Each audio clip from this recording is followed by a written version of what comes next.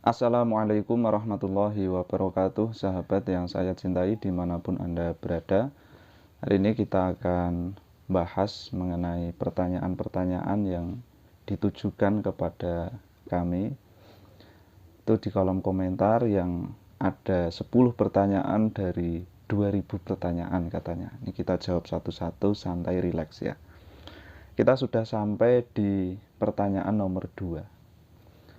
Pertanyaannya, ada makalah bahwa kebenaran dapat datang dari mana saja.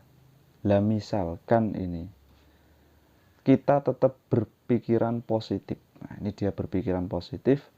Iblis mengajarkan kepada kita bahwa mengamalkan la ilaha illallah itu baik.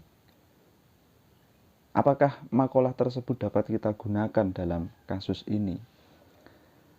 Jadi, ini ada satu makalah ya yang dia bahas itu mengenai kebenaran itu datang dari mana saja. Nah, ini entah dia ini makalahnya dari mana ya, kita nggak tahu. Maksudnya dia itu mengambil referensi dari mana. Dan dia berpikiran positif.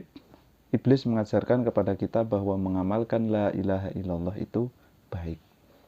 Ini sebetulnya saya punya pertanyaan di sini. Mengamalkan ini maksudnya bagaimana? Mengamalkan diyakini, artinya tiada Tuhan selain Allah, itu kemudian diamalkan. Karena amal ini kan ada dua, kita tahu ada kalau kita bahasa Arab af'al, biasanya af'alul qulub dan af'alul arkan, anggota badan.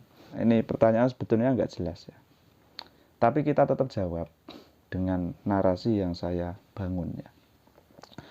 Dan sahabat, sebelum saya menjawab ya, ini kita ada kitab rekomendasi buat sahabat-sahabat. Ini adalah kitab Masyayikhuna, Haulai Masyayikhuna.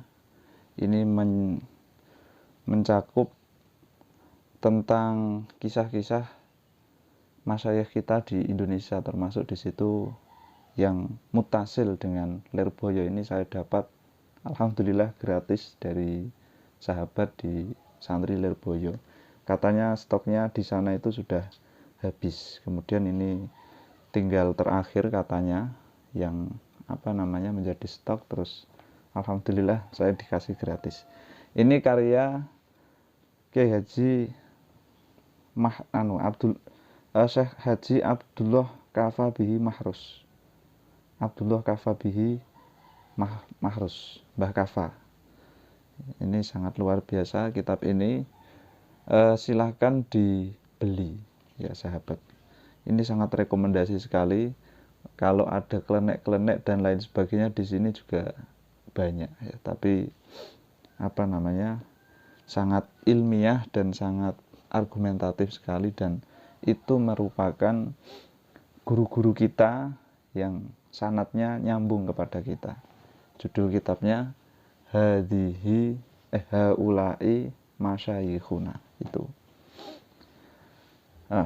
Kemudian kita lanjut, kita bahas ya di sini mengenai pikiran positif dari sahabat kita ini ya.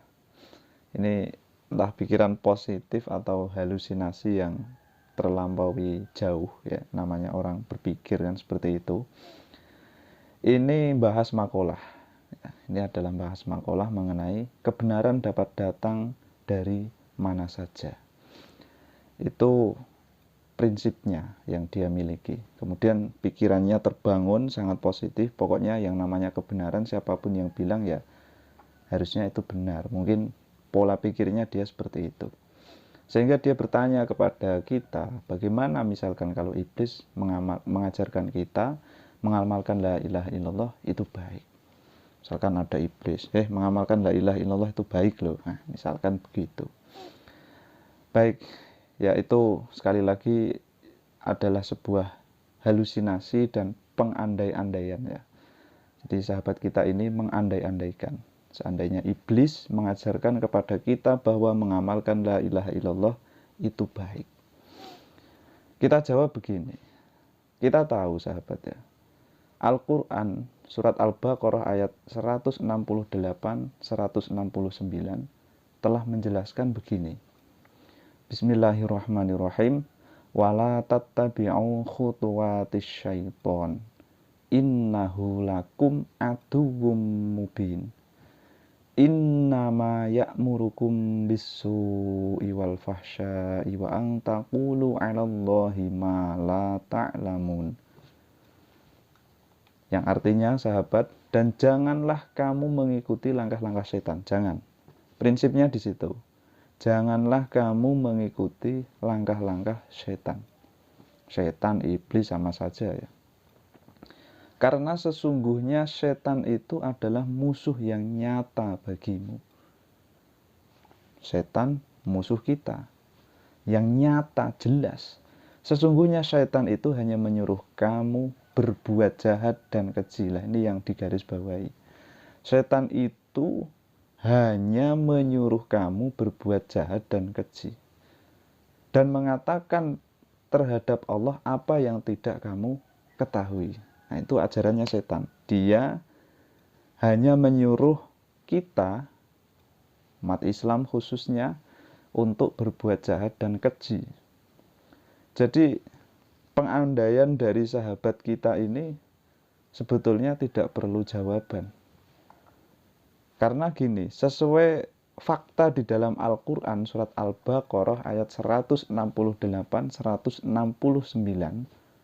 faktanya setan tidak pernah mengajari yang namanya kebaikan.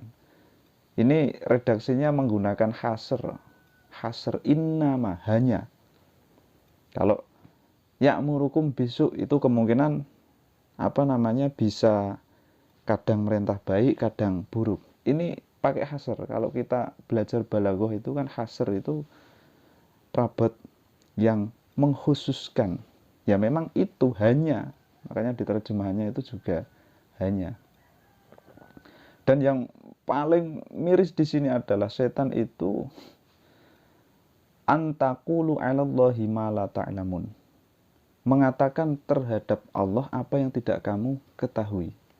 Jadi kita nggak tahu mengenai seluk-beluknya setan, tapi kita sudah dikasih trap batasan oleh Al-Quran bahwasanya setan itu hanya memerintahkan perbuatan jahat dan keji. Innama ya'murukum bis-su'i wal fahsya'i wa an taqulu 'alallahi ma la ta'lamun. Itu adalah trap kita dalam berpikir, kan begitu. Ini pondasi kita untuk berpikir. Jadi kalau kita berpikiran positif, nah ini pikiran kita yang positif atau pikiran kita yang terlampaui jauh.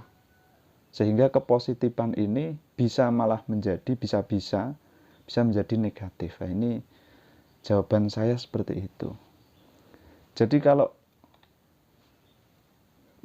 pertanyaannya tadi, apakah pangkola tersebut dapat kita gunakan dalam kasus ini? Dalam kasus ini. Nah, ini kasusnya pengandaian, ya toh? Kasusnya pengandaian. Ini saya tanya dulu, ada apa enggak?